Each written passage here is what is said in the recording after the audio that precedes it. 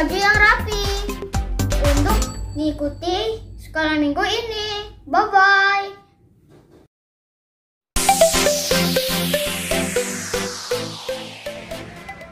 Teman-teman tidak boleh sambil tiduran dan main-main ya saat beribadah sekolah minggu. Bye-bye.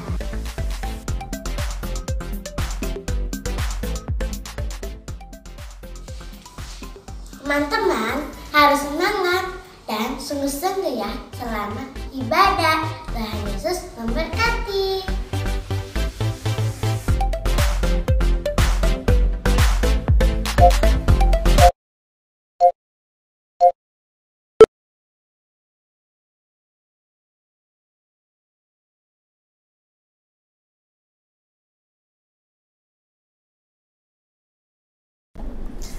Shalom adik-adik dan papi mami, bulan ini adalah bulan November, yaitu bulan kerendahan hati.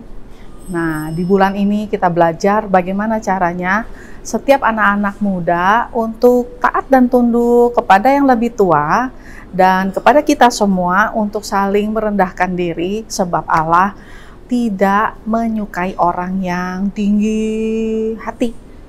Oleh sebab itu, kalau lagi ibadah dengan sikap rendah hati, kita harus sungguh-sungguh deh. Jangan main-main, jangan sambil main game, jangan sambil tidur-tiduran, jangan sambil nyantai makan di depan TV. Katanya ibadah, malah nyantai. Nah, sikap rendah hati juga ditunjukkan dengan cara doa sungguh-sungguh, beribadah sungguh-sungguh. Seperti itu. Oke? Jadi kakak ulangin lagi.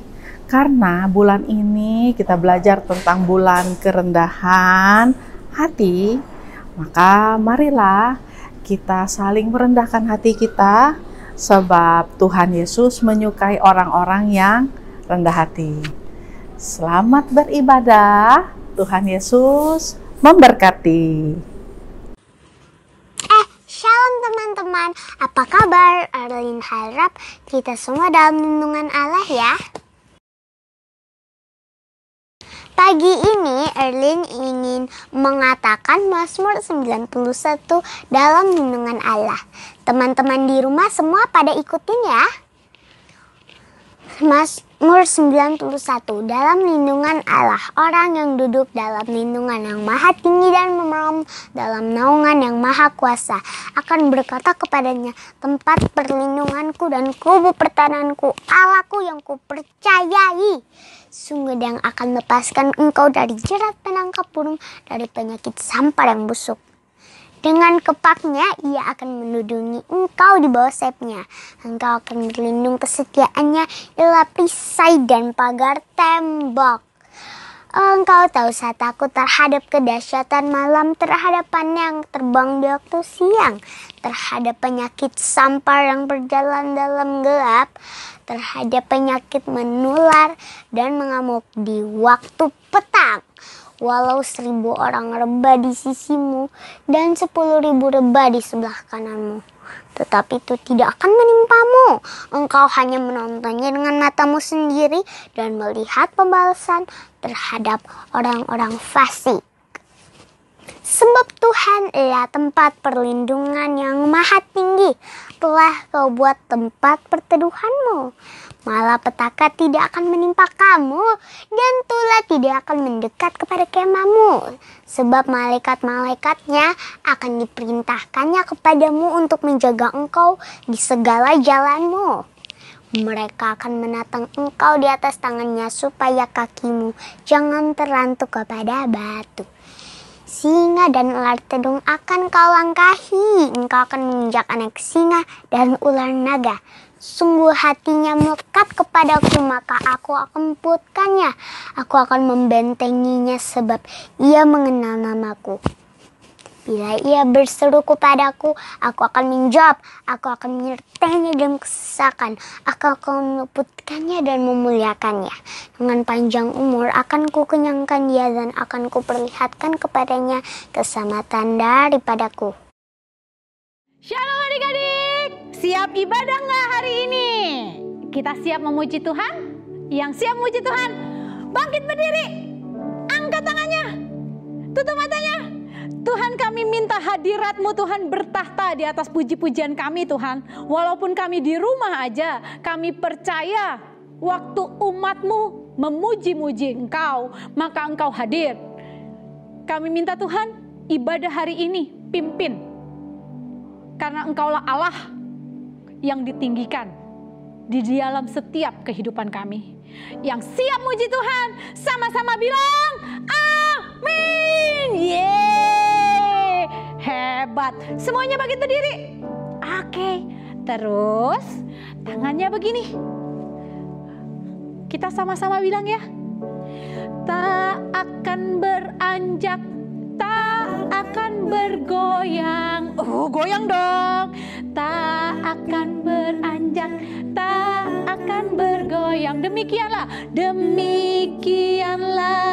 firman Tuhan yang mengasihiku.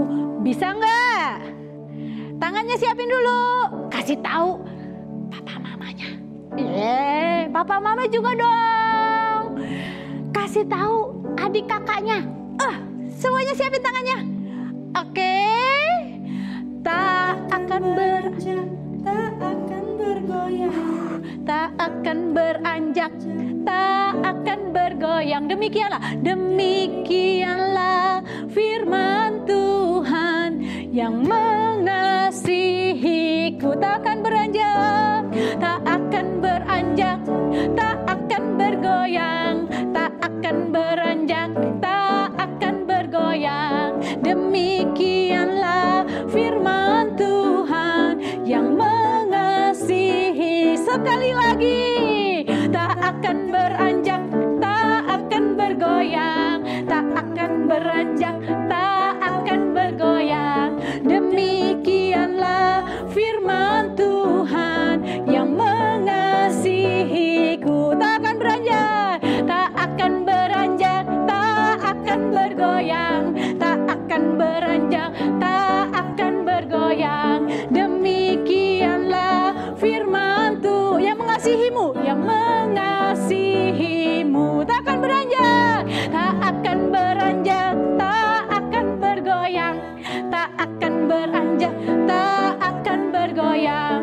Demikianlah firman yang mengasihiku, yang mengasihimu, yang mengasihi. Tunjuk temennya yang mengasihiku, yang mengasihiku. Angkat tangannya, siap-siap.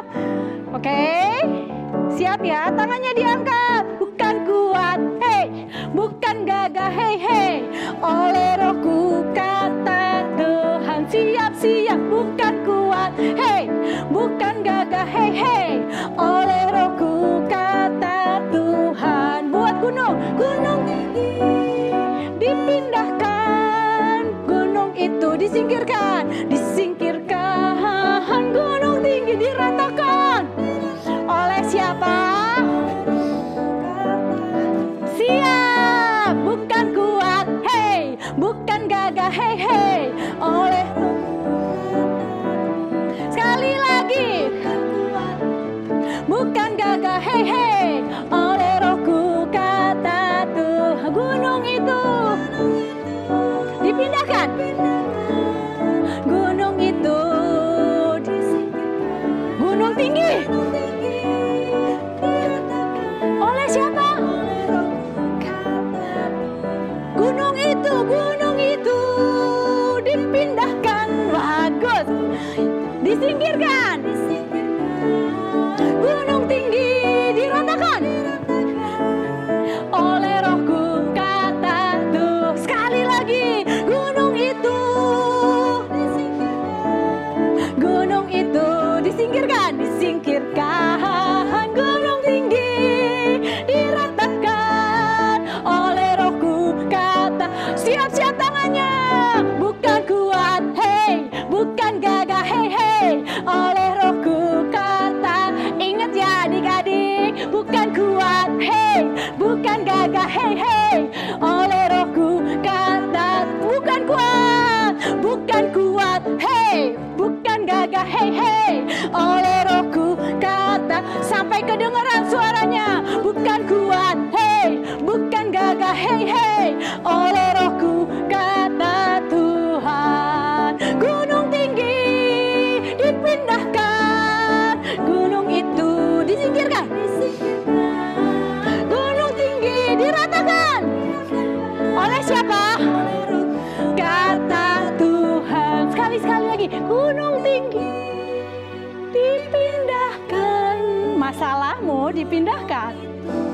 Disingkirkan.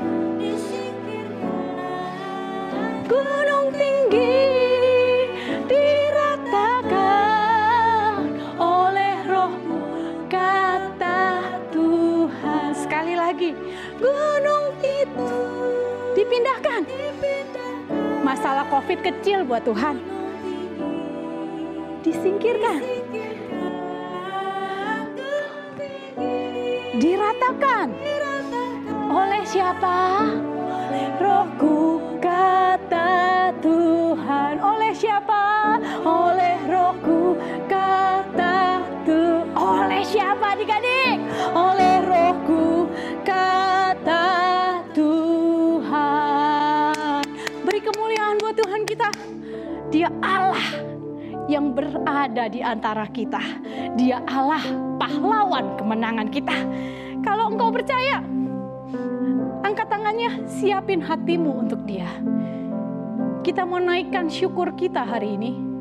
Karena Dia Allah, bukan kami Tuhan, tapi Engkau yang berperang ganti kami. Kalau adik-adik percaya ya, papi mami percaya, angkat aja tangannya. Bawa hatimu. Kami mau naikkan syukur karena Engkau Allah yang berperang ganti kami.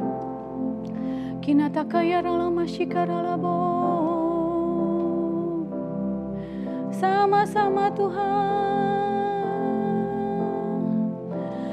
Ku naikkan syukurku buat hari yang Kau beri. Buat hari yang Kau beri, tak habis-habisnya, tak habis-habisnya kasih dan rahmat-Mu. Selalu baru, selalu baru, dan tak bagus deh terlambat.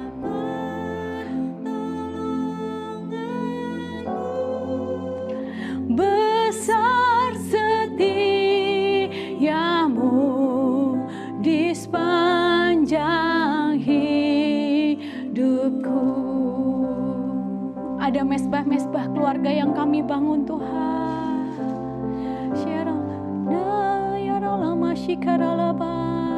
Yuk papi mami yuk, kami ucapkan syukur kami Tuhan. Mungkin ini cuma ibadah anak, tapi firman Tuhan berkata, biarkan anak-anak datang kepadaku. Dan kami tahu anak-anak tidak bisa datang sendiri. Sebagai satu keluarga, yuk kita naikkan syukur kita.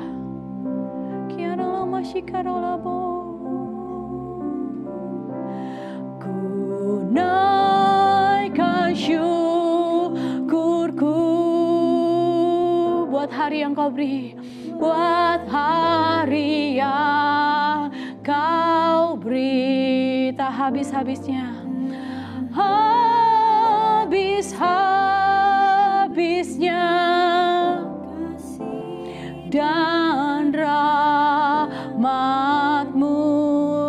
Bilang sama-sama, selalu baru, selalu baru, dan tak pernah terlambat. Tolongan-Mu besar, setiamu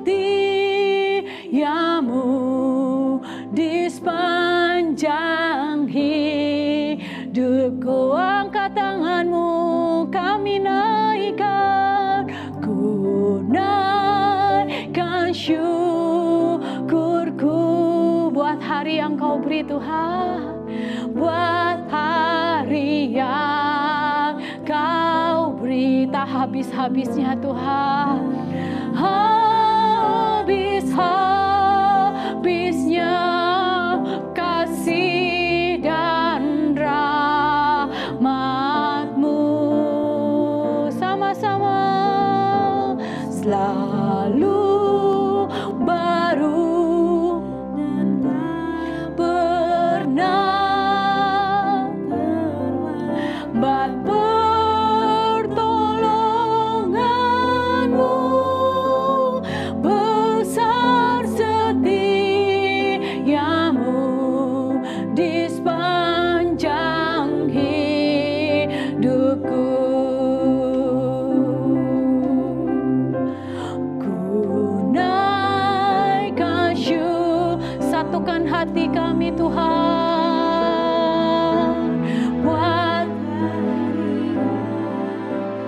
karena ini hari keselamatan itu untuk keluarga kami, karena ini hari mujizat untuk keluarga kami. Kasih dan rahmat-Mu selalu baru dan tak. Dalam 4 bulan kami lihat Tuhan,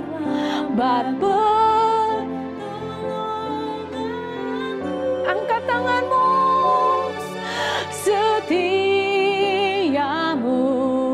di sepanjang hidupku, besar setiamu, besar setiamu, besar setiamu, besar setiamu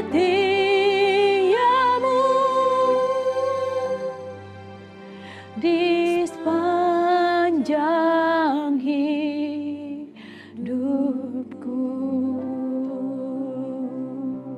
Adik-adik, yuk naikkan ucapan syukurmu yuk.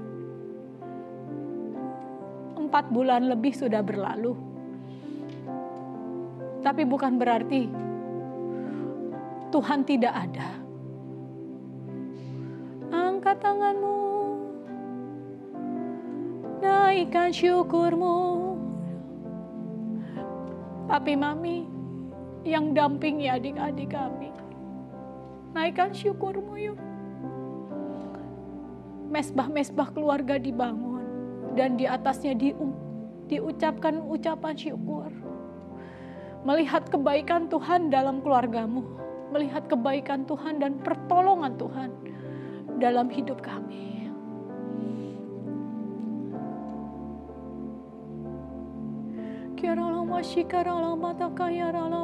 Peluk anak-anakmu, adik-adik peluk papi mamimu, peluk orang yang kamu kasihi. Kalau hari ini tidak ada, bukan berarti doamu tidak bisa memeluk mereka. Bawa ucapan syukurmu, bawa doamu.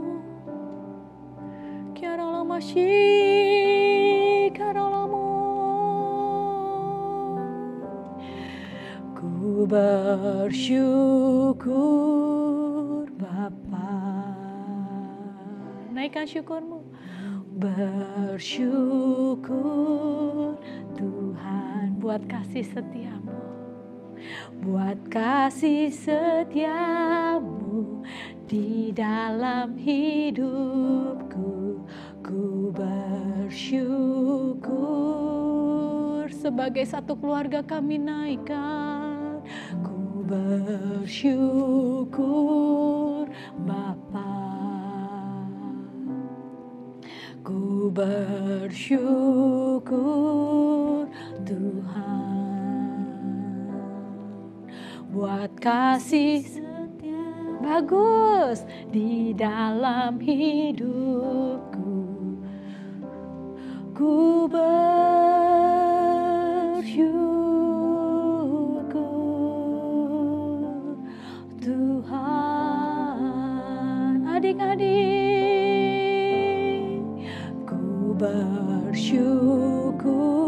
nyanyikan sampai suaramu terdengar telingamu. Ku bersyukur buat kasih setiamu, buat kasih setiamu di dalam hidupku. Ku bersyukur. Papi mami naikkan. Ku bersyukur Bapa. Ku bersyukur Tuhan buat kasih setiamu di dalam hidupku. Ku bersyukur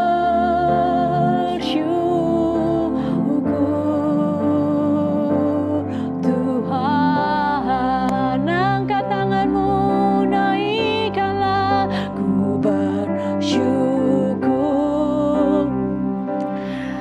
Sebagai satu keluarga kami ucapkan syukur kami Tuhan.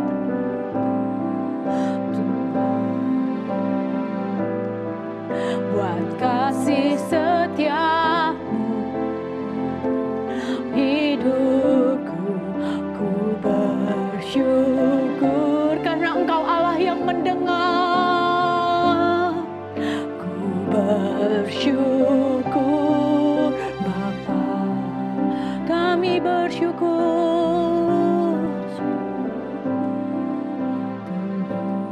Ya Allah masih karalabo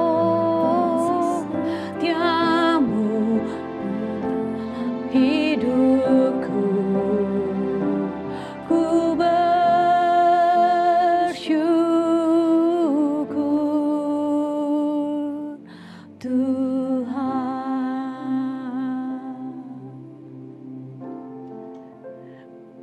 Bapa, kami bawa ucapan syukur kami Tuhan. Kami mengucap syukur untuk kasih setiamu Tuhan. Kami tahu Tuhan Engkau Allah yang berdaulat atas Indonesia. Engkau Allah yang berdaulat atas keluarga kami. Sebab bangsa-bangsa akan datang. Sebab bangsa-bangsa akan datang dan mencarimu. Karena Engkau Allah yang besar, Engkau Allah yang ajaib. Mulailah dengan keluarga kami Tuhan. Mulailah dengan hidup kami. Berperkalalah atas hidup kami. Supaya kami tahu Tuhan, akan banyak orang melihat keajaiban dan mujizat-Mu. Kami percaya Tuhan, di tengah badai yang terjadi, kami anak-anak Allah yang berlari dan berdiri sampai semuanya berakhir. Kami minta Tuhan penyertaan-Mu, kami minta pertolongan-Mu, kami minta hikmat-Mu, kami minta pengetahuan akan Engkau yang akan mengarahkan jalan-jalan kami. Sebagai satu keluarga kami datang. Kami bawa anak-anak kami untuk mengenal Allah yang benar. Sebagai satu keluarga, kami percaya kami berdiri. Dan kami melihat kasih setiamu atas keluarga kami. Kami minta Tuhan, Engkau berbicara begitu dalam sampai kami mengerti isi hati-Mu. Dalam nama Tuhan Yesus, kami siap mendengar firman-Mu. Yang siap dengar firman Tuhan, sama-sama kita bilang, amin. Shalom adik-adik semua. Bagaimana kabar kalian?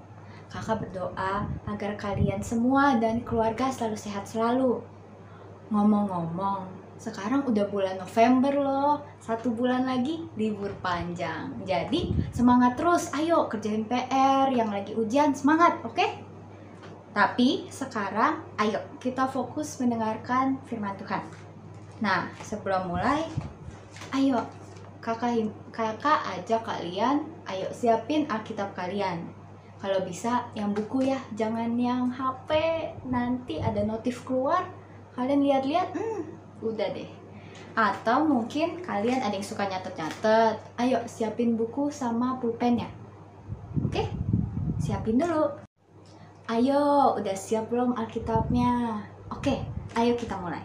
Hari ini kakak tuh mau bawain tentang satu tokoh di Perjanjian Lama. Namanya Yusuf.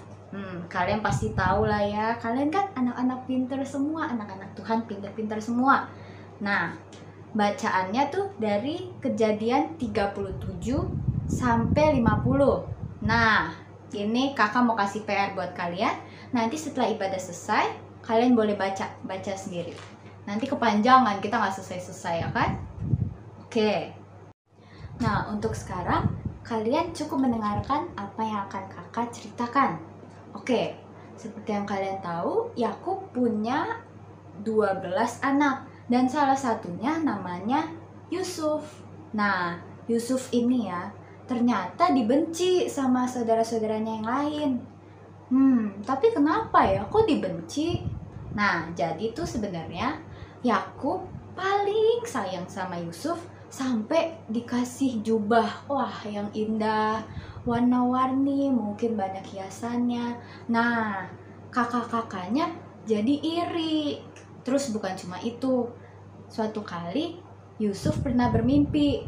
Dia bermimpi kalau dia dan kakak-kakaknya tuh lagi ngiket gandum. Terus tiba-tiba gandumnya berdiri. Punya kakak-kakaknya juga. Punya kakak-kakaknya, gandumnya datang ke gandum yang punya dia. Terus disembah. Satu lagi mimpi, dia bermimpi kalau matahari, bulan, dan bintang turut menyembah dia. Wah, pas diceritain itu, kakaknya marah banget, marah. Kok kamu gitu sih? Kamu mau kita nyembah kamu? Emang kamu raja kita? Wah, pokoknya semakin benci deh kakak-kakaknya. Nah, tapi rasa benci mereka tidak berhenti sampai situ. Nah, suatu kali nih, Yakub bilang ke Yusuf, Yusuf, kamu pergi deh ke padang, cek kakak-kakak kamu sama domba-domba kambing-kambingnya, oke? Terus nanti balik lapor ke ayah, gitu. Pergilah menghampiri kakak-kakaknya yang ada di padang. Dari jauh kakaknya lihat, langsung, datang tuh si pemimpi. Gimana kalau kita celakain dia? Wah, saking bencinya kakak-kakaknya sampai memelukai Yusuf loh. Tapi ternyata dari 10 saudara itu ada salah satu yang gak mau melukai Yusuf, namanya Ruben. Jadi pas yang lain bersekongkol, dia bilang, tunggu, jangan kita lukai dia. Aku punya usulan nih, gimana kalau kita masukin ke sumur aja. Jadi tuh dia tujuannya nanti setelah dimasukin ke sumur, Ruben mau datang buat bantuin Yusuf keluarin, terus bawa balik deh ke bapaknya. Tapi ternyata idenya disetujuin sama yang lain. Oke, kita masukin dia ke sumur. Terus pas Yusuf udah mendekat, kakak-kakaknya langsung, nangkep dia. Jubahnya dilepas, terus digotong rame-rame. Dilempar masuk ke dalam sumur. Untung kering loh. Terus bukan cuma dimasukin ke sumur nih. Tiba-tiba dari arah lain mereka melihat ada orang-orang Ismail lagi angkut bawa banyak banget barang mau ke Mesir. Terus salah satu dari saudara bilang, gimana kalau kita jual aja Yusuf, kan nanti kita dapat uang. Terus nanti kalau kita balik bilang ke ayah kalau Yusuf ternyata diterkam, terus ayahnya nyari ketemu gimana? Mending kita jual aja. Terus yang lain setuju. Akhirnya Yusuf ditarik keluar, dijual deh ke orang-orang itu. Dia di Mesir, dia dibeli oleh seorang pegawai, tapi bukan pegawai biasa doang. Dia itu kepala pengawal Firaun, namanya Potifar. Dia dibelilah. Terus sepanjang dia tinggal di rumah itu, Tuhan selalu menyertai dia. Itu satu hal yang tidak pernah berubah dari dia di rumah sampai di sini. Tuhan tetap menyertai dia, tetap melindungi dia, dan semua pekerjaan tangannya selalu dibuat Tuhan berhasil. Nah, Potifar lihat itu, Yusuf tuh rajin, terus semua yang dikerjakan tuh selalu selesai dan selalu berhasil. Karena itu Yusuf diangkat sama Potifar. Oke, kamu mulai sekarang menguasai semua barang-barang yang ada di rumah ini, kamu jagain, kamu pantau semuanya. Luar biasa nggak sih Tuhan kita? Padahal tuh dia awalnya dari cuma budak, terus tiba-tiba menjadi orang kepercayaan Potifar. Benar-benar luar biasa sih. Lalu ceritanya udah sampai situ doang. No, belum selesai. Terus masalah datang lagi. Tiba-tiba istrinya Potifar ngadu-ngadu ke Potifar yang nggak benar. Padahal tuh Yusuf nggak melakukan apa-apa. Tapi Potifar marah banget. Terus diperintahkan Yusuf ditangkap, terus dipenjara. Bahkan di penjara pun satu hal yang tidak pernah berubah. Penyertaan Tuhan selalu mengikuti Yusuf. Yusuf tetap diberkati, bahkan dipercaya sama kepala pengawal penjara untuk menjaga tahanan-tahanan yang lain. Padahal kan dia juga tahanan, tapi bisa dipercaya loh sama kepala pengawal penjaranya. Luar biasa kan? Nah, terus di penjara itu dia ketemu 2 orang. Satu juru roti, satu juru minum. Nah, kedua-duanya nih di penjara. Dan semalaman mereka tiba-tiba mendapat mimpi. Tapi pas mereka bangun, gak ngerti mereka arti mimpinya apa sih. Terus akhirnya Yusuf bilang, coba ceritain ke aku. Akhirnya juru minum dan juru roti menceritakan nih kepada Yusuf gimana mimpi mereka. Nah, singkat cerita, ternyata arti mimpi juru minum itu dalam waktu 3 hari dia akan kembali diangkat oleh Firaun. Dia akan kembali ke jabatannya yang semula dan dia akan nuang anggur lagi buat Firaun. Tapi buat yang juru roti, dalam waktu 3 hari dia akan mendapat hukuman. Dan benar aja, arti mimpi itu tepat seperti yang dikatakan oleh Yusuf 3 hari kemudian. Nah, akhirnya lanjut 2 tahun kemudian, ternyata Firaun mendapatkan mimpi juga. Tapi mimpinya aneh banget, dia sampai kebingungan, dia nggak bisa tidur. Itu mimpi apa ya artinya? Nah, jadi mimpi yang pertama, dia melihat ada 7 lembu yang sehat, yang gendut-gendut, gemuk-gemuk. Terus ada 7 lembu lagi yang kurus, kering, kayak nggak pernah makan. 7 lembu yang kurus-kurus itu makan lembu yang gendut. Nah, apa itu artinya? Terus mimpi yang kedua, ada 7 bulir gandum yang sama, gemuk-gemuk, sehat, bagus. Terus ada 7 bulir gandum yang kurus-kurus. Nah, yang kurus-kurus ini nelen yang gendut-gendut. Apa itu artinya?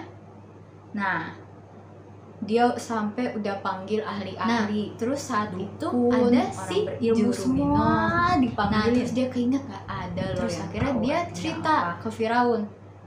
Tuan, dulu tuh pas aku di penjara ada seorang anak Ibrani. Dia yang mengartikan mimpiku dan ternyata tepat loh. Mungkin dia boleh coba dipanggil, mungkin dia bisa membantu Tuhan. Nah, dan Firaun mikir-mikir, oke, panggil dia. Nah, Yusuf pun dipanggil ke hadapan Firaun. Setelah Yusuf dipanggil ke hadapan Firaun, akhirnya Firaun menceritakan gimana mimpinya itu dua-duanya. Dan akhirnya Yusuf menafsirkannya, dia menjelaskan apa arti mimpi itu. Jadi 7 lembu yang gemuk dan bulir gandum yang gemuk-gemuk itu artinya sama. Artinya 7 tahun kelimpahan. Sementara yang lembu yang sakit, yang kurus, sama bulir gandum yang kurus-kurus itu artinya juga sama. Artinya 7 tahun kelaparan. Jadi tuh nanti akan datang 7 tahun kelimpahan, dimana semua panen-panen itu akan subur, pokoknya nggak bakal kelaparan lah. Tapi 7 tahun kemudian akan datang musim kelaparan. Jadi panen-panen nggak bakal ada yang berhasil, nanti tanah jadi kering, pokoknya nggak bisa deh nanam apa-apa. Dan itu akan terjadi di seluruh negeri itu. Gimana itu? Bukan hanya mengartikan mimpi itu, Yusuf juga memberikan sebuah solusi gimana cara menghadapinya. Nah, berkat itu Firaun pun mengangkat dia menjadi orang kedua dari yang hanya budak. Terus tiba-tiba diangkat menjadi orang kedua yang terpenting di bawah Firaun itu. Benar-benar luar biasa bukan Tuhan kita? Nah, terus lanjut 7 tahun kemudian akhirnya datanglah tahun kelaparan itu. Dan ternyata kelaparan itu sampai ke Kanaan juga, tempat saudara-saudara dan ayahnya tinggal. Nah, melihat bencana kelaparan itu, saudara-saudaranya Yusuf pun datang ke Mesir setelah mendengar kalau mereka punya persediaan makanan yang banyak. Jadi mereka datang, bersepuluh mereka datang ke Mesir. Ternyata ketemu Yusuf. Tapi di saat itu saudara-saudaranya nggak mengenali Yusuf. Tapi Yusuf kenal. Pas lihat langsung, oh itu tuh saudara-saudaraku. Pas melihat saudara-saudaranya, Yusuf tuh bisa aja mungkin manggil saudara-saudaranya terus dihukum, dimarahin, diomelin. Ya lihat dong, saudaranya udah buang dia, bahkan dia dijual loh. Tapi Yusuf malah mengampuni mereka. Yusuf memaafkan mereka, dan saat dia sebenarnya menyembunyikan identitasnya tuh pertama-tama dari mereka, tapi hatinya nggak kuat, dia kangen banget. Akhirnya dia bilang, ini aku Yusuf yang kamu buang ke sumur terus kamu jual, ini aku. Wah, saudara-saudara mungkin kayak, apa? Hah? Kamu Yusuf? Wah, pasti kagetnya nggak kebayang deh gimana itu. Terus mereka peluk-pelukan, nangis-nangisan, sedih banget. Terus bukan hanya memaafkan saudara-saudaranya, bahkan Yusuf menyuruh mereka dan keluarga saudara-saudaranya itu dan ayahnya untuk datang ke Mesir. Jadi dia bisa mengawasi mereka, jadi bisa nolong mereka, kasih makan biar mereka nggak kelaparan. Bahkan setelah semua yang dilakukan saudara-saudaranya, Yusuf sama sekali tidak menyimpan dendam. Malahan mengampuni mereka, bahkan menolong mereka biar mereka nggak kelaparan. Itu semua tidak akan terjadi tanpa perlindungan Tuhan. Tapi mungkin kalian bertanya, kenapa kok Tuhan izinkan semua itu terjadi pada Yusuf? Nah, saatnya buka Alkitab. Nih, aku yang bacain di Kejadian 45 ayat 5-8. Aku bacain. Tetapi sekarang janganlah bersusah hati dan janganlah menyesali diri, karena kamu menjual aku ke sini, sebab untuk memelihara kehidupanlah Allah menyuruh aku mendahului kamu. Karena telah 2 tahun ada kelaparan dalam negeri ini, dan selama 5 tahun lagi orang tidak akan membajak atau menuai. Maka Allah telah menyuruh aku mendahului kamu untuk menjamin kelanjutan keturunanmu di bumi ini, dan untuk memelihara hidupmu sehingga sebagian besar daripadamu tertolong. Jadi bukanlah kamu yang menyuruh aku ke sini, tetapi Allah. Dialah yang telah menempatkan aku sebagai bapa bagi Firaun dan tuan atas seluruh istananya, dan sebagai kuasa atas seluruh tanah Mesir. Jadi intinya tuh, semua yang terjadi pada Yusuf itu sudah merupakan bagian dari rencana Tuhan. Tuhan sudah memiliki rencana untuk Yusuf. Dari semenjak dia belum dibikin pun udah ada rencana Tuhan. Tapi kenapa Tuhan izinkan semua itu terjadi kepada Yusuf? Nah, di setiap proses yang dialami Yusuf, dari di rumah Potifar ke penjara, terus akhirnya diangkat jadi orang kedua, itu semua merupakan proses untuk membentuk Yusuf menjadi pribadi yang selalu rendah hati. Dan dia telah membuktikannya bahwa Yusuf tuh setia sama Tuhan. Saat semuanya meninggalkan dia, saat dia harus meninggalkan semuanya, dia tetap percaya bahwa Tuhan pasti menyertai dia, bahwa Tuhan knows best, bahwa Tuhan tahu yang terbaik untuk dia, untuk hidupnya. Walaupun saudara-saudaranya mungkin merencanakan semua itu untuk melukai dia, tapi Tuhan kita merencanakan itu untuk kebaikan. Coba bayangin nih, kalau misalnya Yusuf nggak datang, Yusuf nggak pernah menafsirkan mimpi Firaun, mungkin saja mereka semua udah meninggal karena kelaparan atau mungkin hal-hal lain.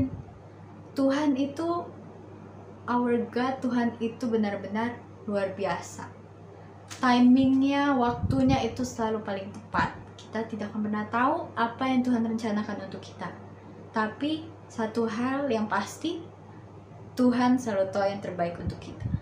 Rencananya itu, kita boleh berencana, tapi biarlah kehendak Tuhan saja yang jadi. Walaupun menghadapi masa-masa yang sulit sepanjang hidupnya, tapi Yusuf tetap bersabar. Dia tetap mengandalkan Tuhan di setiap situasi, di setiap yang dia hadapi. Dia selalu mengandalkan Tuhan. Dan itu bukan proses yang sebentar loh. Dia dari umur 17 sampai akhirnya umur mungkin 35 gitu. Itu proses yang panjang banget. Mungkin dia, wah, gak kebayang sih capeknya. Tapi dia selalu mengandalkan Tuhan. Dia selalu tidak pernah sekalipun dia meninggalkan Tuhan. Mungkin saat ini adik-adik sedang mengalami suatu keadaan yang sulit atau mungkin tidak nyaman. Mungkin di keluarga, mungkin di pertemanan, mungkin di sekolah. Kakak nggak tahu.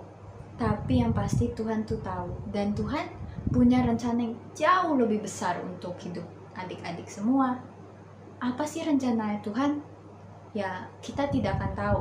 Tapi yang pasti, itu rencana yang indah, masa depan yang indah sudah disediakan untuk adik-adik semua. Ya, kalian semua. Nah, untuk sekarang kita harus belajar untuk kita tetap rendah hati dan menanti rencana Tuhan terjadi di dalam kehidupan kita. Selalu ingat ayat ini, Yeremia 29 ayat 11. Sebab aku ini mengetahui rancangan-rancangan apa yang ada padaku mengenai kamu. Demikianlah firman Tuhan, yaitu rancangan damai sejahtera dan bukan rancangan kecelakaan, untuk memberikan kepadamu hari depan yang penuh pengharapan. Rencana Tuhan itu udah pasti yang terbaik dan terindah. Mungkin kamu gak tahu sekarang rencana Tuhan apa, tapi yang pastinya kamu akan mendapatkan masa depan yang penuh harapan. Itu sudah pasti. Jadi, serahkan hidupmu kepada Tuhan. Biarkan rencana Tuhan yang bekerja di dalam kehidupan adik-adik. Untuk sekarang, mungkin sulit untuk menghadapinya, tapi kalian itu kuat. Jangan pernah berhenti bersikap rendah hati. Oke? Kalian itu anak-anak Tuhan yang luar biasa. Kamu tidak pernah sendiri. Kamu punya Tuhan, kamu punya Bapa yang luar biasa, yang sangat menyayangi setiap kalian, adik-adik sekalian. Tuhan sangat menyayangi kalian. Jadi, nantikan terus masa depan yang cerah itu. Dan untuk sekarang, teruslah bersikap rendah hati. Oke? God bless you and happy Sunday. Bye-bye. Shalom adik-adik yang dikasihi Tuhan. Saatnya kita memperkatakan Pentakosta ketiga. Ikutin kakak ya. Pentakosta ketiga artinya 1. Pencurahan Roh Kudus yang dahsyat di zaman now. 2. Penuaian jiwa yang terbesar dan terakhir. 3. Bangkitnya generasi Yeremia penuh dengan Roh Kudus, cinta Tuhan, tidak kompromi terhadap dosa, dan bergerak memenangkan banyak jiwa. 4. Dari Indonesia ke bangsa-bangsa, dari timur ke barat, dan akan kembali ke Yerusalem. 5. Kuasa untuk menyelesaikan amanat agung Tuhan Yesus. Nah, ingat ya, kita ada di era Pentakosta ketiga. God bless you all. Adik-adik yang dikasihi Tuhan, mari kita angkat kedua tangan kita terima berkat daripada Tuhan. Adik-adik yang dikasihi Tuhan, saat ini terimalah berkat kasih karunia, sukacita, damai sejahtera yang berlimpah-limpah dari Allah Bapa di surga melalui putranya yang tunggal Tuhan Yesus Kristus serta persekutuan yang manis dengan Roh Kudus turun atas adik-adik semua, memberikan kemenangan, keberhasilan, kesuksesan, kesehatan yang sempurna mulai hari ini sampai Tuhan Yesus datang yang kedua kali menjemput kita semua di awan-awan yang permai bahkan sampai selama-lamanya. Yang percaya diberkati Tuhan, sama-sama katakan amin.